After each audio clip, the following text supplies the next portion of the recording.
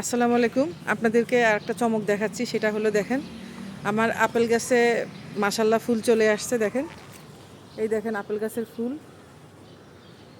দেখছেন, ওই দেখেন আপেল গাছের ফুল। তো সবাই দোয়া করবেন যেন আমার ছাদে যেন আপেল গাছে যে আপেল যেন ধরে। আমার অনেক দিনের স্বপ্ন ছিল যে আমার ছাদ বাগানে আপেল গাছে যদি আপেল ধরে, কিন্তু আল্লাহর কি রহমত, অশেষ রহমত, ফুল চলে আসছে। এখন যদি হয় আর কি,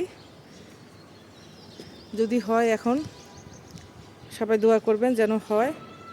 ফুল আসাটা তো বড় কথা না, এই যে ফুলটা কিন্তু টিকে থাকার জন্য সেদিন কিন্তু রাতে স্প্রে করা হয়েছিল। এই দেখেন ফুল, আপেল গাছের ফুল। তো সবাই দোয়া করবেন যেন ফুলগুলি ঝরে না যায়, মানে ঝরে গেলেও যেন ইয়াটা থাকে, যেন ফুল থেকে তো কুড়ি হয়, যেন আপেলগুলি থাকে। অনেক আল্লাহর রহমতে অনেক আসছে, অনেক অনেক আসছে। পুরা গাছটার মধ্যে দেখেন, এই যে দেখেন পুরা গাছটাতে দেখেন, দেখা যাচ্ছে না পুরা গাছটা? গাছটা কিন্তু হাফ ড্রামের মধ্যে আছে। এই যে দেখেন গোলাপি কালার, পিঙ্ক কালারের ফুলগুলি, এই যে পিঙ্ক কালারের ফুলগুলি, সুন্দর না? ফুলগুলি দারুণ না? যদি আল্লাহ রহমত করে তাহলে ফল আসুক, আপেল গাছ আপেল ধরুক, তারপরে আপনাদেরকে একটা ভিডিও করে দেখাবো। প্রচণ্ড রোদ, তাকানো যাচ্ছে না।